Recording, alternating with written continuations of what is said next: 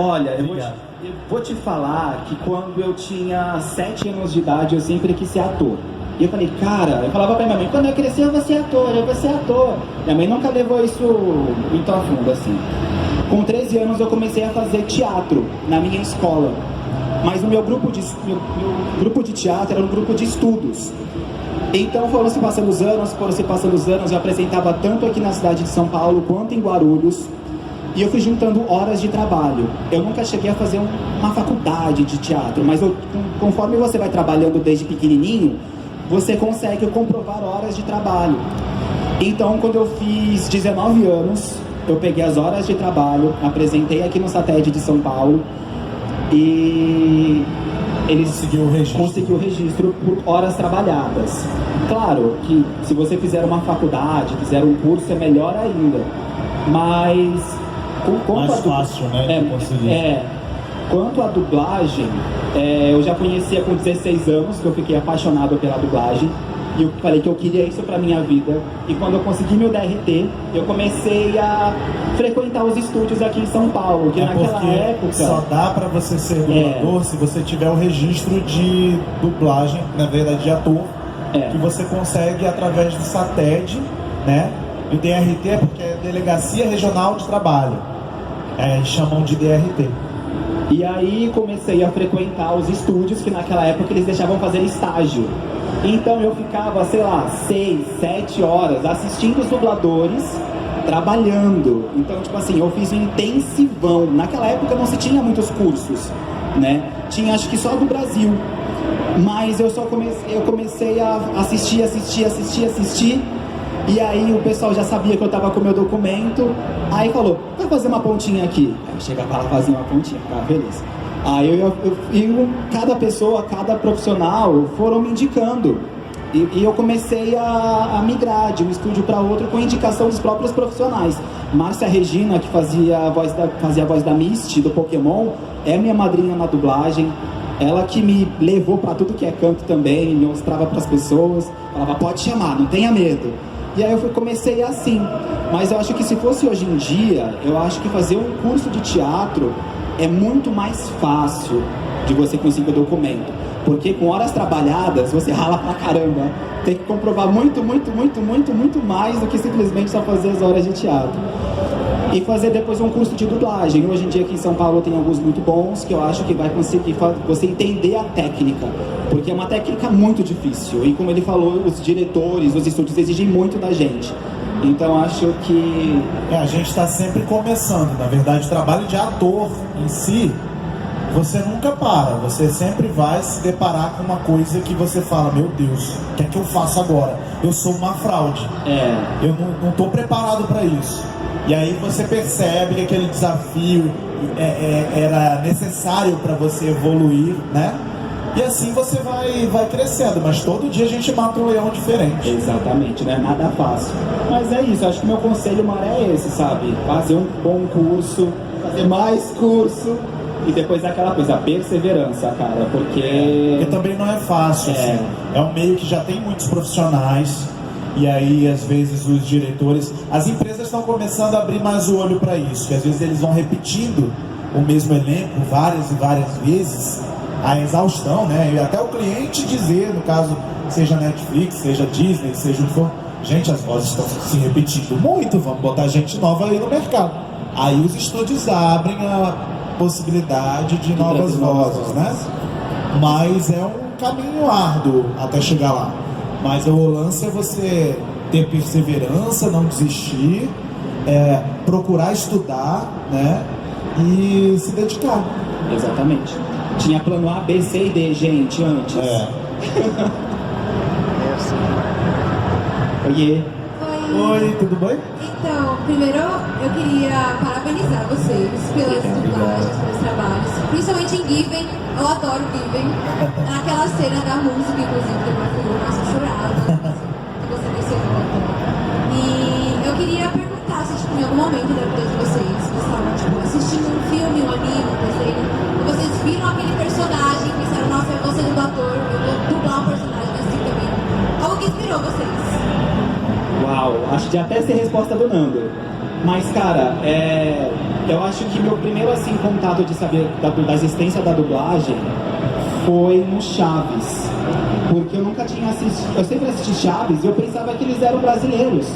Eu nunca imaginei que eles fossem mexicanos e tal. E aí eu cheguei e quando eu descobri eu fiquei muito em choque. E eu acho que aquela galera lá de trás, eu acho que são tantas pessoas, são tantos desenhos, são tantas produções que mexem com a gente, que mexem com o nosso imaginário, com o nosso coração, que é difícil escolher um só.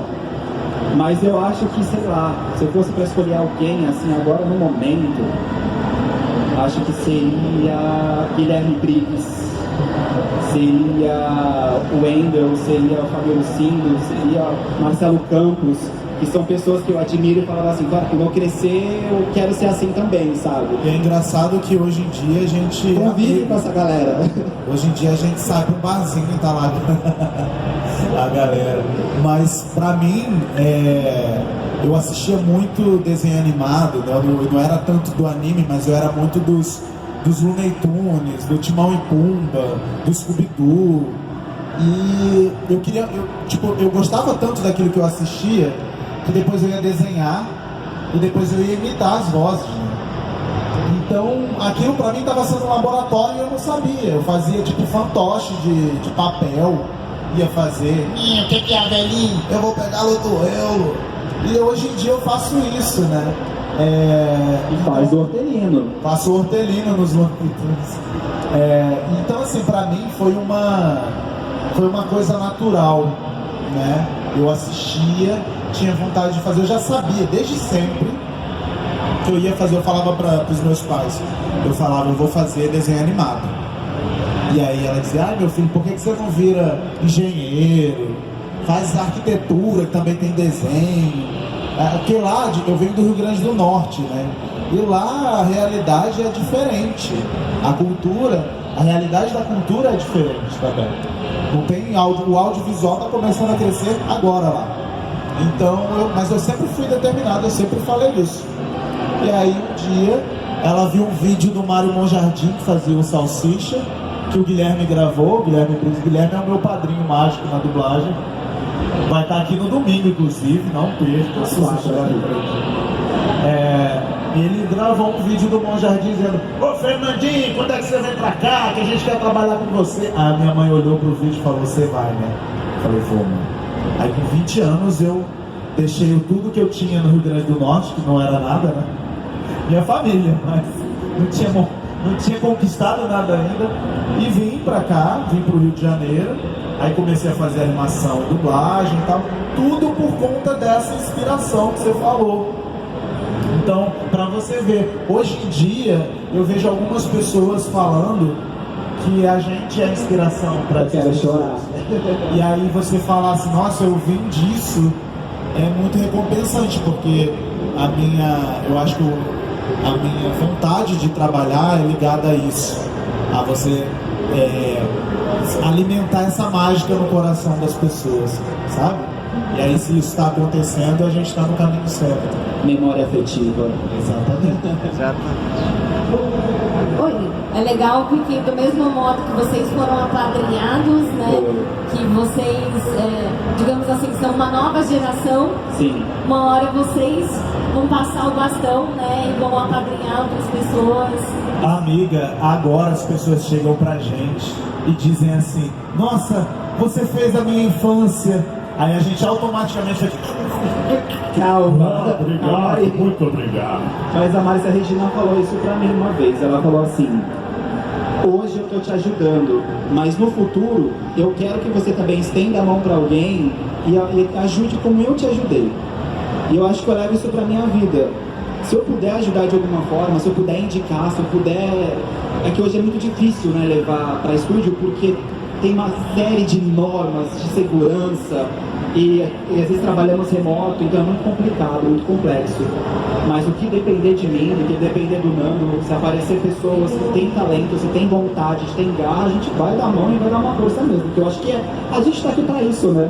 No final das contas, acho que geração após geração a gente vai renovando e vai apostando em novos talentos. Acho que é isso que importa no final. Com certeza. Temos mais pergunta? Boa tarde. Boa tarde. música de dublagem. Lá no raio inicial da prova, quando começam as festas de dublagem, vocês escolhem o personagem que vai dublar e vai fazer o teste. Quem dera. Lidera. E tem algum personagem que vocês querem muito fazer a dublagem deles, que a obra ainda não é dublada? Posso falar? Não, a gente não escolhe, quem dera. E a gente às vezes nem sabe, no geral, não é tudo que a gente faz que abre em teste. Exatamente. Os testes são até escassos, assim, não é todo dia que rola. Quando você tem um horário de dublagem, você não faz ideia do que você vai gravar. Você chega lá e fala, você vai gravar isso aqui. Por exemplo, quando eu fui gravar Bleach, eu não sabia que Bleach era um anime tão... Eu já ouvi falar em Bleach, só que aí eu cheguei e você vai fazer esse personagem aqui, Yukiora. Eu falei, beleza. Aí assisti, depois o pessoal veio dizer que era um anime sinistro, que já teve uma voz antes de mim, eu nem sabia de nada disso, né? Então assim, a dublagem ela acontece muito assim.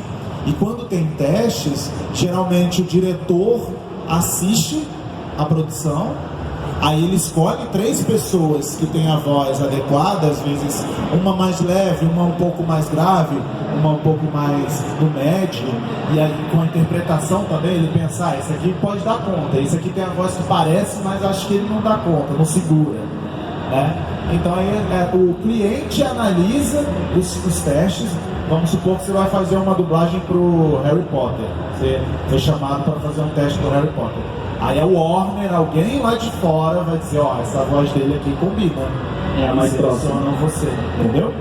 Então assim, quando a gente faz um trabalho que será um Star Wars da vida, a gente fica mega feliz. Você fala, nossa, Jorge Lucas ouviu a minha voz? Que legal. Mas se fosse pra escolher assim, gente, uma produção que nunca foi dublada, que pra ser lançada, gente, vai lançar Percy Jackson, eu sou fã de Percy Jackson, eu queria fazer uma pontinha em Percy Jackson. Agora tem que ser professor. Agora eu vou ser professor, é isso daí. Na época dele ele era aluno, né? Mas agora passaram uns anos. Ai, gente, quando eu comecei eu só fazia criança, aí depois eu passei pra fase adulta, agora eu tô virando pai. Eu não tenho, assim, eu acho até que às vezes é complicado a gente dizer o que é que a gente gostaria de fazer, né? Que vai que o pessoal começa a bolar a campanha, não é isso. Não é isso, pelo amor de Deus. Mas eu sempre amei muito a Disney, né? As produções da Disney. Eu já fiz algumas coisas. Quero ser príncipe. Eu faço o Timão, do Timão e Pumba hoje em dia. Faço do Moana, eu faço a trilha, né? Faço Pra Ir Além. Já fiz algumas coisas. E sempre que eu faço alguma coisa da Disney, toca muito no meu coração, assim, que eu fui criado assistindo, cria de Disney, né? Então, se rolar qualquer coisa, eu já fico mega feliz, né? Mas tem produções também, tem animes que eu gostaria de fazer, que eu não posso falar aqui também, porque senão, né? Pessoal, fica sabendo, tipo, se você fala, eu gostaria O de CSI falar, corre atrás. aí o pessoal... Gente, deixa claro que Percy Jackson nem foi lançado, não tem nada ainda. A gente nem sabe de nada, tá? Eu só joguei aqui, joguei pro universo. Oi, Oi. obrigada pela presença. Vocês são maravilhosos. A pergunta que eu tenho é mais, se você teria interesse em cantar, acho legal a ideia de cantar em português. E não sei se vocês já viram versões feitas por fã das músicas, eles mesmos produziram e cantaram, assim, o que vocês acham? Ele fez, né? Cara, eu não sou cantor, mas eu já fiz algumas coisas pra dublagem. Cantor, sim. Mas eu não sou exímio cantor, mas eu já cantei por algumas produções pra Disney mesmo, fazia Helena de Avalor, onde eu fazia o Mateu, que era o mago da trama, e ele cantava. Eu comecei a fazer aulas de canto por conta dele. E assim, eu arranho, não sou exímio. No Given, a gente tem um canal, que eu não sei se vocês conhecem, se chama Dublabado. A gente fez uma versão com o Lucas cantando a música tema do Mafuyu. Sim. E tá lá disponível para quem quiser assistir. Foi uma forma da gente de... como fã mesmo da produção. A gente amou tanto fazer, que aí o Lucas falou, eu queria cantar. Aí eu dirigi ele cantando, E ele fez um cover e tá lá. Se vocês quiserem matar a curiosidade de ouvir a voz do Mafio na canção, tá lá. É porque no anime, infelizmente, não fui eu. Eu fiz a canção, né? Eu cheguei a cantar, só que no final das contas, eles optaram por colocar o match de voz. Como eu falei, eu não sou cantor, eu não sou que nem o Nando, que canta pra ir além pra Disney, sabe? Mas aí acabaram optando por match voice, mas eu fiz uma versão com o Nando e colocamos no nosso canalzinho. Está lá. Bem babadeiro. Tá lá, quem quiser assistir. E já. Ficou legal. Você não me pensa pra fazer uma canja, que eu tenho vergonha. Eu sou suspeito a falar, mas ficou maneiro. Vamos lá, próxima pergunta. Primeiro eu quero agradecer a vocês por terem trazido Given para o nosso idioma, é uma coisa muito importante. Eu conheci o Given através da minha namorada, que eu posso dar um spoiler que vocês conhecem ela bem de perto nesse momento. E por eu ser músico, me identifiquei muito com a obra, com todo o lance da composição e tudo. E aí, já puxando, pelo fato de eu ser músico, eu queria, na verdade, não fazer uma pergunta, mas fazer um pedido, porque o Nando criou um verdadeiro clássico da música geek atual, que é a versão do Hipopótamo, do Oscar Isaac, do Cavaleiro da Lua. Se souber um trechinho, podia dar uma palhinha pra nós aí. Claro, posso. Hipopótamo, hipopótamo. Eu sou um hipopótamo, sou perigoso e um bom nadador. Se aproximar, mané, eu vou morder seu pé. Valeu, obrigado. Mas foi numa... Obrigado. Foi uma palhaçada, né? Eu olhei assim e falei, tá engraçado, vamos fazer a palhaçada versão português também. Eu tenho planos de fazer umas animações agora pro canal, que incluem músicas. Uma delas é a do Hipopótamo. Eu estou produzindo músicas agora, né, Dogui? Dogui está me dando umas dicas ali, o nosso amigo também. Não para, isso aqui não para. E aí agora estou produzindo músicas, vou fazer uma animação com música, com tudo, e a gente vai colocar no canal. É legal que esses vídeos musicais, eles do nada, eles explodem. Tipo, essa canção do Hipopótamo tá com, sei lá, 200 mil views, uma coisa assim. Com bastante view. A do Cavaleiro da Lua tá com mais de 300 mil views. Eu fiz uma versão da música tema do Cavaleiro da Lua, eu fiz uma versão em português, meio brega, meio uma coisa assim. Ficou muito boa, gente, sou meio suspeito. E eu não ia botar, aí o Lucas falou assim, vai colocar, vai sim. Aí eu peguei e coloquei, na verdade ele colocou no YouTube. Aí quando a gente colocou no YouTube, bombou, e o pessoal começou a dizer, põe no Spotify, põe no Spotify. E a gente nem sabia como fazer isso. Aí eu falei, eu não vou botar no Spotify. Aí o Lucas, vai botar. Aí ele colocou no Spotify. Foi um trabalho, mas conseguimos colocar. Estava disponível no Spotify. A música bombou tanto que hoje em dia a gente vive só disso. Só da renda do Spotify. Mentira. Não, essa do hipopótamo, quando eu vi, eu rolei de rir. Ficou muito bom. Vocês viram, gente? Quem não viu, procura, né? É muito boa. A gente tem mais perguntas? Aqui, ó.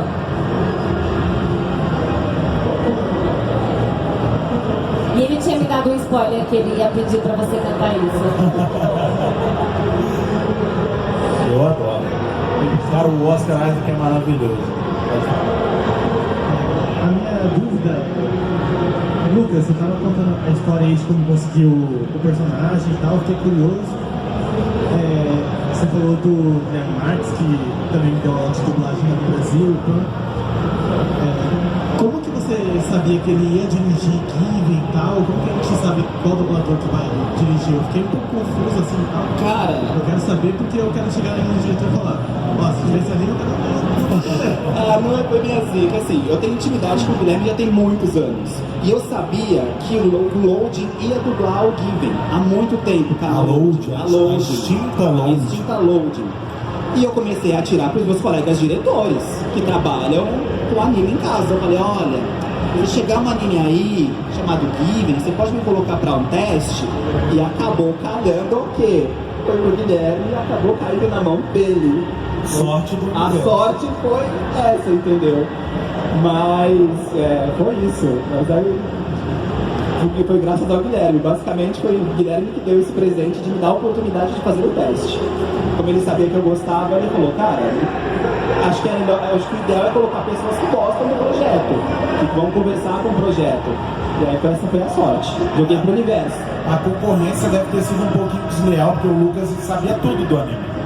Então ele estava em casa, quando ele foi fazer o teste, ele já até sabia a cena de qual. Então foi muito tranquilo, né, pra você. Foi. Acho que ali atrás a gente tem mais uma. Mas deve ser muito gostoso, né? Você já conhecer a obra, já ser apaixonado. Exato. Quando ganhar a voz. Vou ficar assim quando eu fazer essa cura, quero muito.